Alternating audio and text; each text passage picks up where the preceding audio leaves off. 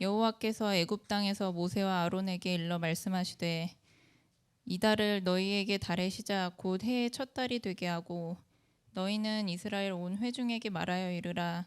이달 열흘에 너희 각자가 어린 양을 취할지니 각 가족대로 그 식구를 위하여 어린 양을 취하되 그 어린 양에 대하여 식구가 너무 적으면 그 집의 이웃과 함께 사람 수를 따라서 하나를 취하며 각 사람이 먹을 수 있는 분량에 따라서 너희 어린 양을 계산할 것이며 너희 어린 양은 흠없고 1년 된 수컷으로 하되 양이나 염소 중에서 취하고 이달 열 나흔 날까지 간직하였다가 해 질 때에 이스라엘 회중이 그 양을 잡고 그 피를 양을 먹을 집 좌우 문설주와 임방에 바르고 그 밤에 그 고기를 불에 구워 무교병과 쓴 나물과 아울러 먹되 날 것으로나 물에 삶아서 먹지 말고 머리와 다리와 내장을 다 불에 구워 먹고 아침까지 남겨두지 말며 아침까지 남은 것은 곧 불사르라.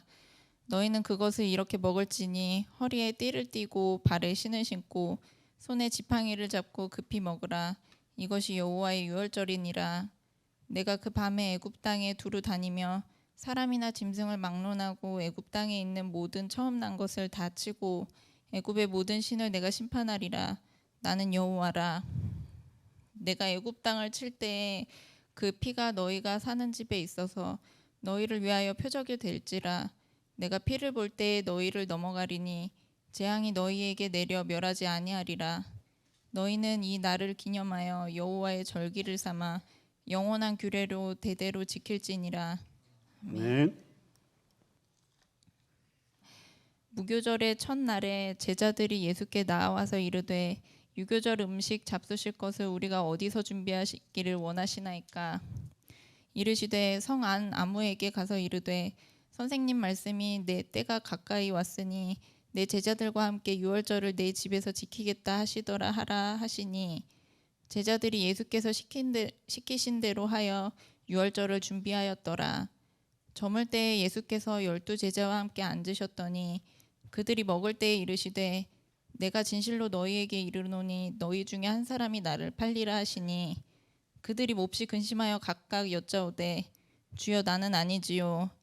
대답하여 이르시되 나와 함께 그릇에 손을 넣는 그가 나를 팔리라. 인자는 자기에 대하여 기록된 대로 가거니와 인자를 파는 그 사람에게는 화가 있으리로다. 그 사람은 차라리 태어나지 아니하였더라면 제게 좋을 뻔하였느니라. 예수를 파는 유다가 대답하여 이르되 랍비여 나는 아니지요. 대답하시되 네가 말하였도다 하시니라.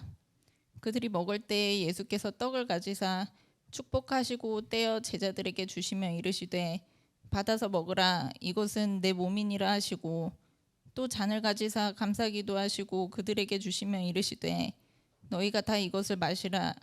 이것은 죄 사함을 얻게 하려고 많은 사람을 위하여 흘리는 바 나의 피 곧 언약의 피니라.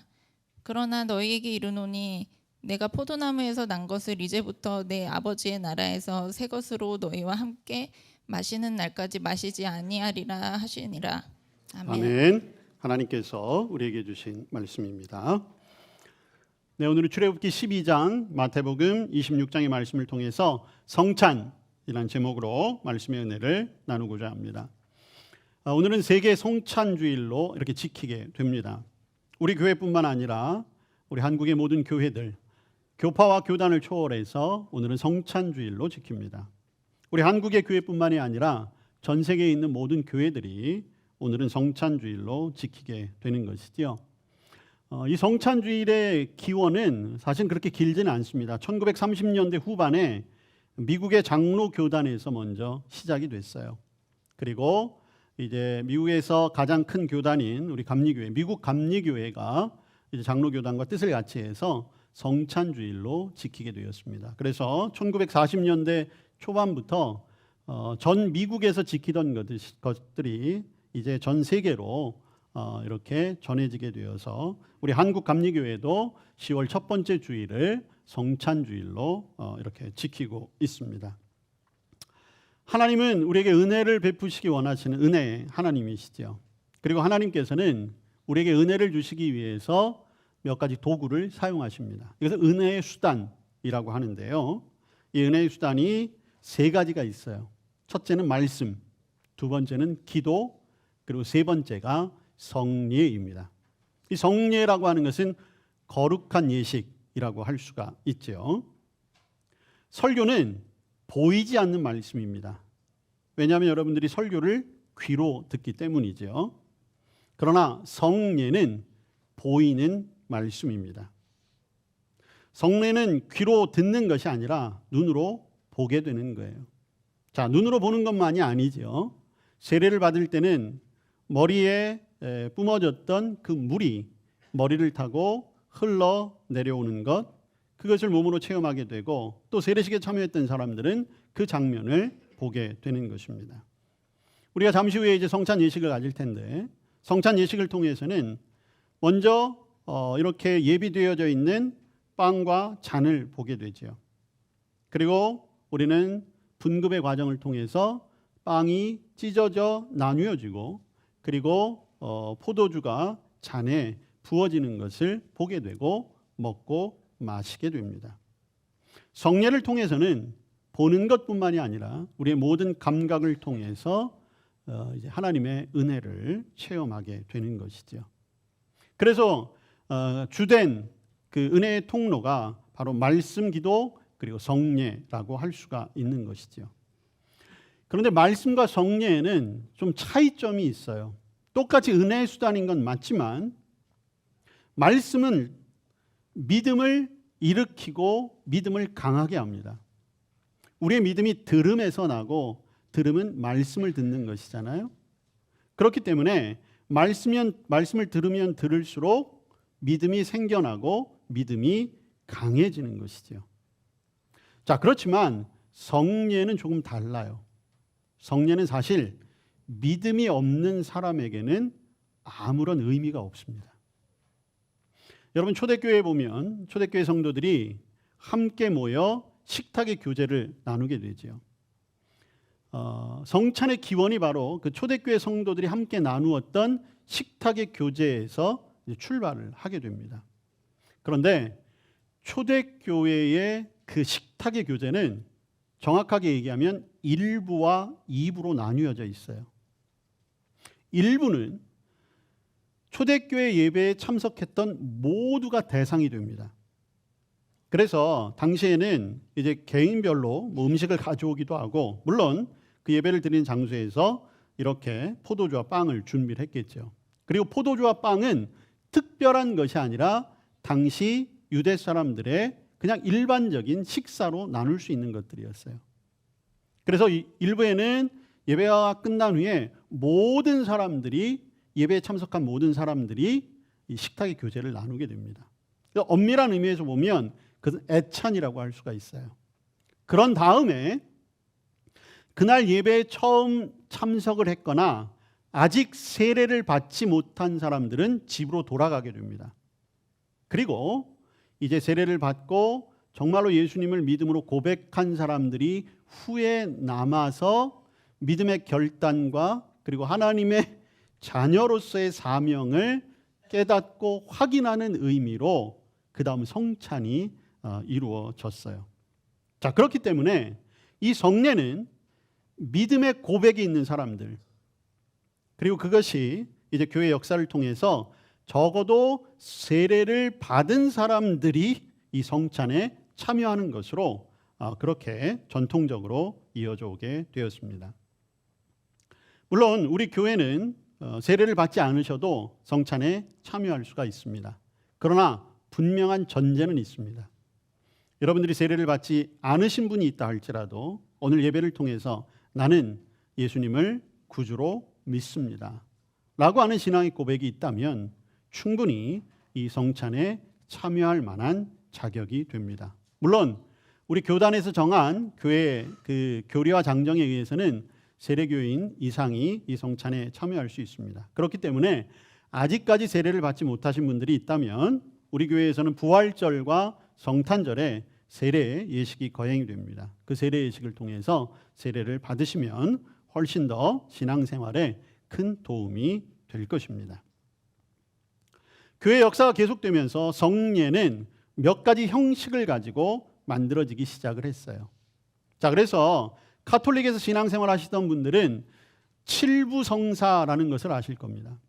인간이 태어나면서 죽을 때까지 인간은 7개의 성사를 거쳐야 한다는 거예요. 그래서 가톨릭은 태어나자마자 세례를 받게 되고 그 다음에 우리식으로 이야기하면 입교식에 따르는 견진성사라는 게 있어요. 그리고 그들은 주일날을 미사라고 해서 이것을 성체성사라고 이야기하죠. 그리고 여러분 고해성사 많이 들어보셨죠? 그것도 7가지 중요한 예전에 들어가게 됩니다. 그리고 혼인과 임종 역시 성사예요. 그래서 반드시 가톨릭 성도들은 신부의 주례하에 성당에서 혼인을 해야 하는 것이고 임종도 마찬가지입니다. 가톨릭 성도들은 반드시 신부의 임종 성사가 있어야 해요. 그래서 보통의 사람들은 이 6가지 성사를 지내야 되는 것이고 그리고 7번째 특별한 성사가 있는 이것은 서품 성사라고 해서 신부가 되려고 하시는 분들 그분들을 위한 성사가 이렇게 예비가 되어 있습니다. 그래서 가톨릭은 7개의 이러한 성례가 있어요. 그렇지만 종교개혁 이후로 우리 개신교회에서는 2가지만을 성례로 지키고 있습니다. 세례와 성찬이에요. 자, 성례라고 하는 것은 말 그대로 거룩한 예전, 거룩한 예식이라는 뜻을 가지고 있어요. 그리고 초대교회 그리고 동방교회에서는 이 성례를 신비라고 이렇게 말을 했습니다. 성례를 신비라고 불렀던 이유는 이 성례를 통해서 감추어져 있던 하나님의 비밀, 하나님의 뜻이 비로소 드러났다. 그러한 의미에서 이 성례를 비밀이라고 신비라고 이렇게 부를 수 있는 것이죠. 우리가 세례를 통해서 또 성찬을 통해서 저와 여러분은 그 하나님의 비밀을 우리의 삶 속에 체험하고 또 우리의 삶을 통해 이 세상 가운데 나타내게 되는 것입니다. 또한 우리가 행하는 성찬과 세례, 이 성례는 복음의 약속이기도 합니다. 우리가 하는 세례와 성찬은 우리의 열심을 보여드리는 게 아니에요. 이 성례를 통해서는 하나님의 약속을 확인하는 것입니다. 세례를 통해서 나와 같은 죄인이 어떻게 구원에 이를 수 있었는지, 그리고 성찬을 통해서 나에게 구원을 주시기 위해서 우리 예수님께서 어떤 길을 가셨는지, 그리고 그 약속이 지금 어떻게 내 삶 속에서 성취되었는가를 보게 되는 것이죠. 그래서 우리의 영적인 눈을 열어서 우리의 믿음을 새롭게 하는 것입니다.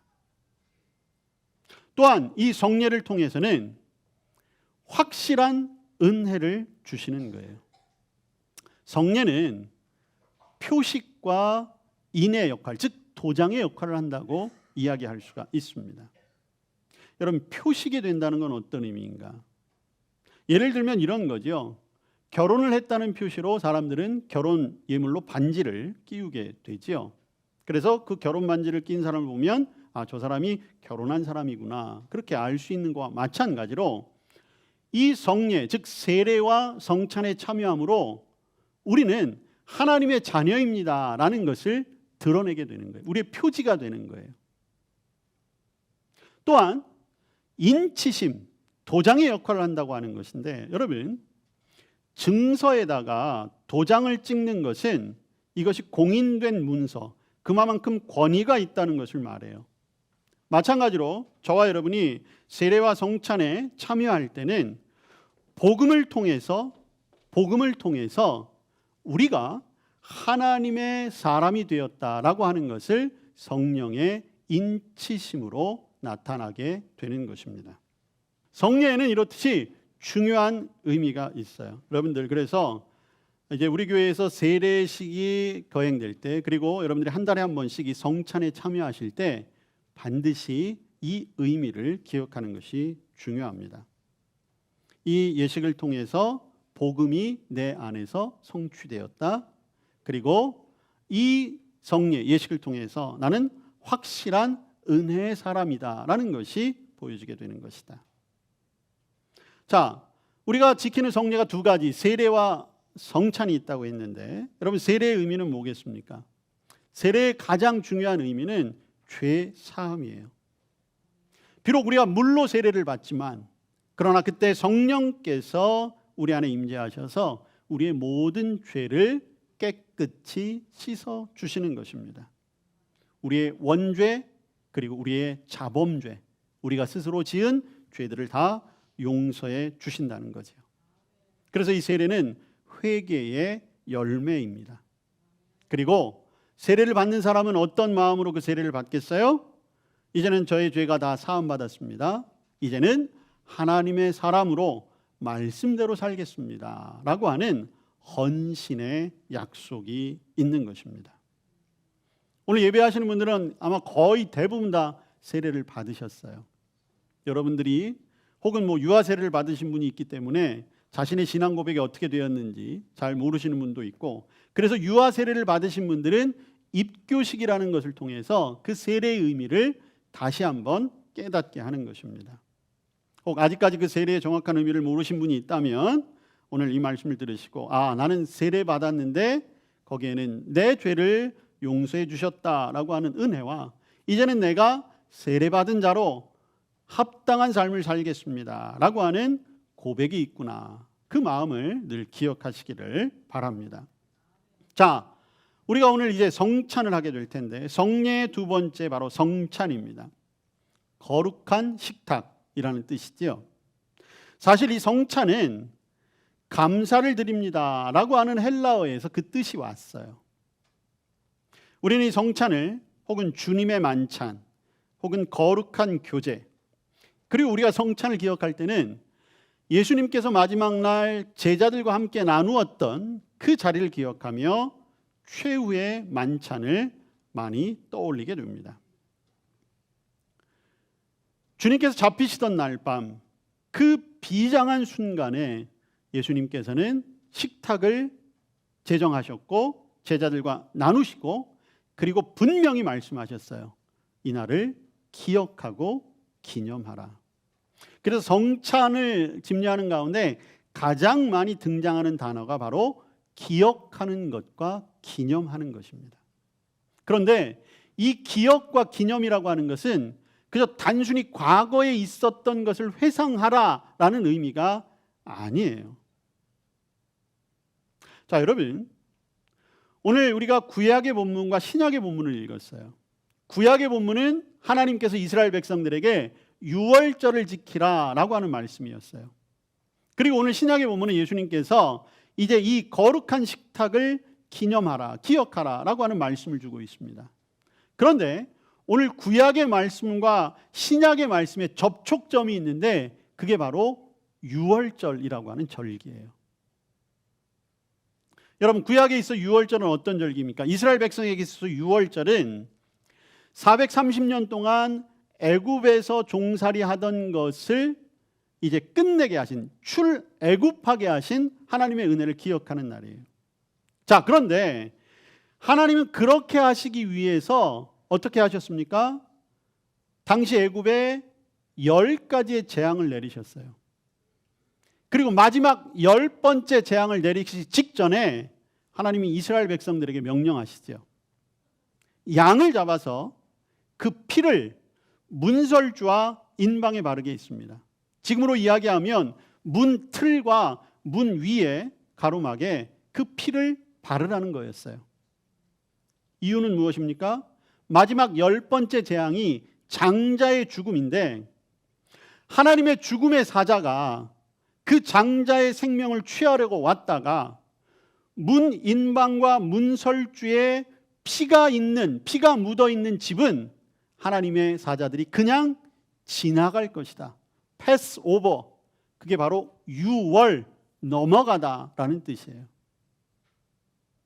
그리고 그 10번째 재앙이 끝난 후에 애굽의 왕의 첫 번째 아들로부터 심지어는 짐승의 첫 번째 새끼까지 모두가 다 생명을 잃었지만 하나님의 말씀을 듣고 그 문설주와 또 문지방의 인방의 양의 피를 발랐던 이스라엘 백성들에게는 아무 일도 일어나지 않았어요.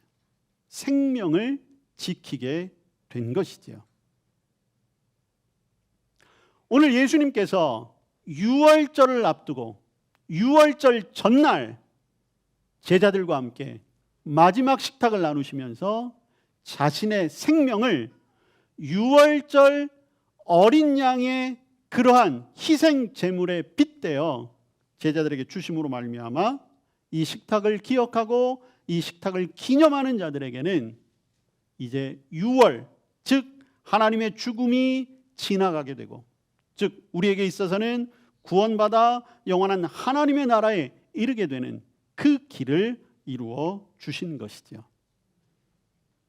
그래서 여러분, 세례 요한이 세례를 베풀 때 예수님과 첫 번째 만나는 장면에서 세례 요한은 예수님을 보고 세상 죄를 지고 가는 하나님의 어린 양이라고 이야기한 것입니다. 그러니까 결국 오늘 우리가 맞이하게 된 이 성찬은 하나님의 구원의 계획 가운데 유월절로부터 시작되었던 그 피를 통한 구원의 역사가 완성되어져서 오늘 우리에게까지 이르게 된 것입니다. 여러분, 이스라엘 백성들은요, 오늘 하나님께서 명령하신 것과 같이 유월절을 지켰습니다. 기억하고 기념하고 지켰어요. 그런데 그냥 지킨 것이 아니에요. 하나님이 세 가지를 명령하셨어요. 세 가지 음식을 말씀하셨죠. 쓴 나물, 그리고 양의 고기, 그리고 무교병을 먹게 하셨어요. 그러면서 그들은 매해 유월절이 돌아올 때마다 그 세 가지 음식을 먹으며 하나님의 구원을 기억하는 것입니다. 쓴 나물을 먹게 하신 이유는 무엇입니까? 430년 애굽에서의 고통의 시간을 잊지 말라는 거예요. 고통의 시간이 있었지만 하나님은 결코 이스라엘 백성들을 버리지 아니하시고 기억하셨다는 것을 의미하는 것이죠. 자, 양의 고기를 먹게 하셨어요. 양의 고기를 왜 먹게 하셨을까요? 그 고기가 식탁에 오르기까지 피를 흘렸고 그 양의 피가 문설주에 발라짐으로 말미암아 자신들이 평안하게 애굽에서부터 나오게 되었잖아요. 양의 생명을 통해서, 양의 피를 통해서 자신들이 새로운 생명을 얻은 것처럼 오늘날 우리는 예수 그리스도의 피로 새로운 생명을 얻게 된 것이에요. 그래서 이스라엘 백성들은 그 피의 은혜, 보혈의 은혜를 기억하게 된 것입니다. 무교병은 왜 먹게 하셨을까요? 무교병은 말 그대로 누룩이라고 하는 발효제가 들어가지 않은 것을 말해요. 그냥 밀가루로만 그렇게 굽게 하신 것이죠. 누룩이 들어가 있지 않으니까 딱딱하기도 하고 맛도 없어요. 여러분, 누룩이라고 하는 것은 음식을 더 풍성하게 하고 부풀게 하지만, 그러나 그렇게 함으로써 사실 누룩은 변질되게 하는 거예요. 변화되게 하는 것이죠. 누룩을 넣지 않은 무교병을 먹게 하신 이유는 다른 것이 아닙니다. 이제는 하나님의 사람으로 불순물이 들어가지 않은 하나님의 진리 가운데 변하지 않는 믿음으로 살겠습니다. 그 결단을 하라는 것이죠. 이제 이 유월절의 그 정신이 그대로 이 성찬의 자리에 이어지게 된 것이에요. 예수님을 통해서 이 유월절의 약속, 구원의 약속이 온전히 성취된 것입니다. 오늘 우리가 이제 이 성찬을 대할 텐데, 여러분들 성찬을 대할 때 반드시 가져야 할 우리의 마음가짐이 있어요. 자, 첫 번째로는 성찬은 하나님이 베푸신 식탁이라는 것입니다. 여러분, 성찬은 우리가 준비하고 우리가 베푸는 잔치가 아니에요. 하나님께서 베푸신 곳에 저와 여러분이 초대된 것입니다. 그래서 제가 이따가 성찬을 처음에 시작할 때도 생명의 양식을 먹기 위한 여러분을 초대합니다 라고 하는 이유가 거기에 있습니다. 이 잔치의 주인은 하나님이세요. 저와 여러분은 자격이 없음에도 불구하고, 아니 하나님과 원수된 자리에 있어서 본질상 진노의 자식이었음에도 불구하고 감히 하나님이 만드신 잔치 그 자리에 초청받을 수 있다라고 하는 그것, 그 특권과 은혜에 감사해야 하는 것입니다. 그래서 이 성찬의 자리는 저와 여러분에게는 기쁨과 감사가 충만한 자리여야 하는 거예요. 사실 우리는 아까도 얘기했지만 성찬을 기억할 때 우리는 예수님의 고난을 가장 먼저 떠올리게 됩니다. 예수님의 최후의 만찬 때문에. 물론 이 성찬에는 예수님의 고난을 기억하고 기념하는 것도 분명히 포함되어져 있지만 더 넓은 의미로, 더 원래의 의미대로 본다면 하나님의 잔치에 저와 여러분이 참여하고 있다. 그래서 이 성찬은 감사와 기쁨의 식탁이고 저와 여러분을 하나님 앞에 올려드리는 그러한 축제의 자리가 되어야 하는 것입니다. 두 번째로는 성찬은 과거의 사건이 아니에요. 성찬은 지금 여기에서 이루어지고 있는 식탁이라는 것입니다. 아까도 말씀드렸다시피 기억과 기념이라고 하는 것은 단순한 회상이 아니에요. 추억하는 것이 아닙니다. 예수님이 십자가에서 돌아가시는 그 구원의 사건을 오늘 이 자리에서 재현하고 우리가 그 은혜를 다시 한번 우리의 마음에 심는 자리입니다. 이 성찬을 통해서 예수님께서 직접 저와 여러분에게 살과 피를 나누어 주심을 체험하는 거예요. 물론 예수님의 죽으심은 2000년 전에 일어난 사건인 것은 분명합니다. 그러나 오늘 주님께서, 하나님께서 이 성찬의 자리를 베풀어 주심으로 말미암아 오늘 저와 여러분이 이 식탁에 참여하게 될 때에 예수 그리스도께서 친히 준비하신, 그리고 예수님의 몸과 피를 우리의 삶에 담아가게 되는 것이죠. 그럼 그러한 사건이 어떻게 가능합니까? 바로 이 식탁의 자리에 성령께서 저와 여러분을 초대했기 때문입니다. 그래서 이 성찬은 바로 성부 하나님, 성자 예수님, 성령 하나님, 삼위일체 하나님의 은혜와 계획과 성취를 맛볼 수 있는 가장 은혜로운 자리가 될 수 있는 것입니다. 또한 이 성찬은 삼위일체 하나님과의 교제뿐만 아니라 이 성찬에 참여하는 우리 모두가 함께 나누는 그러한 교제의 자리이기도 합니다. 여러분, 초대교회 성도들은 반드시 식탁 공동체로서 함께 나누는 시간이 있었다고 했잖아요. 오늘 우리도 마찬가지예요. 하나의 빵과 하나의 잔을 나누면서 그 안에서 한 형제 자매됨, 그리고 믿음의 공동체로서 하나로 되어졌다라고 하는 것, 그것을 오늘 우리가 깨닫게 되는 것입니다. 오늘 우리가 세계 성찬주일로 지킨다라고 했잖아요. 교회 역사를 통해서 교회는 많은 이유 때문에 서로 나뉘어졌습니다. 때로는 분쟁을 일으키기도 했어요. 갈등이 있기도 합니다. 여러분, 우리 교회, 우리 한국 교회도 마찬가지예요. 수많은 교파와 있고 교단들이 있습니다. 그러나 모든 교회의 주인은 한 분 하나님, 한 분 그분뿐이십니다. 그리고 우리는 예수 그리스도 한 분만을 고백하는 그런 믿음의 사람들이잖아요. 오늘만큼은 전 세계의 모든 교회가 한 그리스도 안에서 하나됨을 확인하는 그런 귀한 성찬의 자리가 되는 것이죠. 또한 이 성찬은 이제 우리가 훗날 영원한 하나님의 나라에서 누리게 될 그 식탁을 미리 맛보는 자리이기도 합니다. 이 성찬을 통해서 하나님과의 완전한 교제가 회복된 우리가 이제 훗날 영원한 하나님의 나라에서, 그때는 이제 하나님을 대면하여 하나님과 더불어 먹고 마실 수 있는 천국 잔치가 예비되어져 있다라고 하는 그 소망을 가지고 이 땅에서 그 자리를 미리 맛보는 은혜의 자리가 될 것입니다. 오늘 성찬을 대할 때 바로 이러한 마음가짐으로 여러분들이 주님의 몸과 주님의 피를 나눌 때 더 큰 은혜가 임하게 될 줄로 믿습니다. 자, 그러나 여러분, 오늘 차려진 이 성찬의 식탁을 보면 굉장히 단순하지요. 우리가 흔히 잔치라고 하면 여러분 명절 때가 돼서 여러분들도 나름대로 다 잔치하시고 식탁을 꾸미셨을 텐데 어떠셨습니까? 많은 반찬들도 있고 정성을 다해서 좋은 음식들을 다 마련하는 것이 잔치지요. 그러나 오늘 하나님 앞에 드려지는 이 성찬의 식탁은 굉장히 단순해요. 굉장히 일반적인 것이기도 합니다. 그러나 오늘 예수님께서는 그 빵과 포도주에 놀라운 영적인 의미를 담아 주셨습니다. 오늘 마태복음 우리가 26장의 본문을 읽었는데 먼저 예수님께서는 빵, 떡을 자신의 몸이라 이렇게 말씀하셨어요.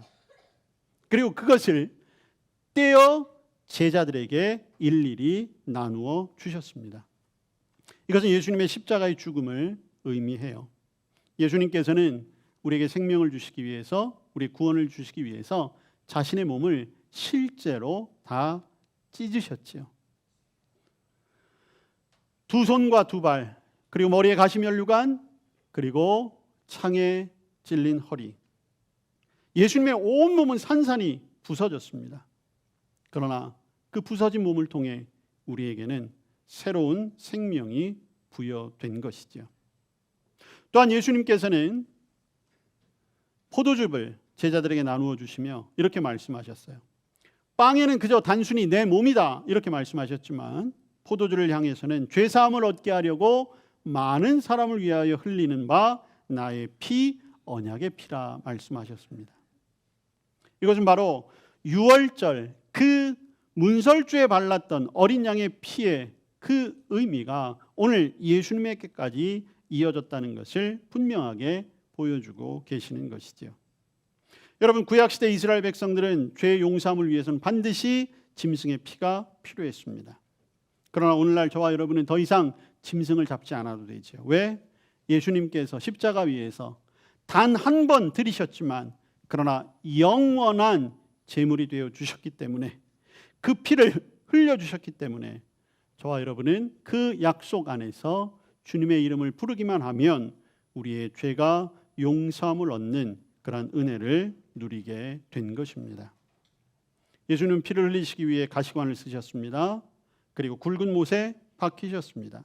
날카로운 창으로 허리를 상하셨고 온몸이 피투성이가 되셨습니다. 오늘 우리가 이 포도주를 잔으로 받을 때 예수님께서 십자가에서 우리 죄를 사하시기 위해서 한 방울도 남김없이 흘리셨던 그 예수님의 보혈, 그 의미를 기억하며 그 생명을 받아 마셔야 하는 것입니다. 성찬은 주님의 죽으심의 상징적 표시입니다. 그러나 그 예수님의 죽으심은 바로 속죄의 죽음이었고 구속의 사랑을 말합니다. 저와 여러분이 예수님과 연합되고 하나 될 수 있는 그 길을 열어 주셨습니다. 오늘 우리가 빵과 포도주를 통해서 주님의 살과 주님의 피를 마시는 그러한 비유적인 행동을 가지지만 그러나 이것이 우리의 삶 속에 실제로 일어나는 것 이상의 은혜와 또한 축복의 통로가 되는 줄로 믿습니다. 여러분, 이 빵과 포도주는 당시 이스라엘 백성들의 그저 일상적인 음식이라고 말씀을 드렸어요. 이스라엘 백성들은 이 빵과 포도주를 먹으며 이 세상을 살아갈 육체적인 힘을 얻었던 것이지요. 오늘 여기에 오늘 주님의 은혜가 부어짐으로 말미암아 저와 여러분은 이 빵과 포도주를 통해서 영적인 힘을 얻게 되는 것입니다. 우리는 영적으로 성장할 수 있게 되는 것이죠. 그 능력을 갖게 되는 것입니다. 오늘 그 은혜가 저와 여러분에게 임하게 될 것입니다. 오늘 이 성찬을 나눌 때 제자들에게 떡과 포도주를 나누어 주시던 그 예수님이 오늘 저와 여러분에게도 동일하게 살과 피를 주심을 여러분들이 체험할 수 있는 시간이 되시기를 바랍니다. 이 성찬을 받을 때 예수님의 살이 찢겨지고 예수님의 피가 흘려지신 것이 나를 위한 것임을 고백하시며 감사하시기를 바랍니다. 이 성찬을 통해 저와 예수 그리스도가 하나가 되고 우리 모두가 믿음 안에 하나가 되는 것을 경험하며 주님을 바라보시기를 바랍니다. 또한 이 은혜를 우리 대해서 그치는 것이 아니라 주님 오시는 날까지 이 땅 가운데 온전히 증거할 수 있는 증인의 삶을 살아가시는 저와 여러분 우리 교회가 되기를 축복합니다. 주님 말씀을 통해서 성찬의 의미를 깨닫게 하시니 감사합니다. 성찬을 통해 우리에게 생명 주심에 감사합니다. 그 은혜와 능력으로 이 땅 가운데 하나님의 자녀로 살아가게 하옵소서. 예수님 이름으로 기도합니다. 아멘.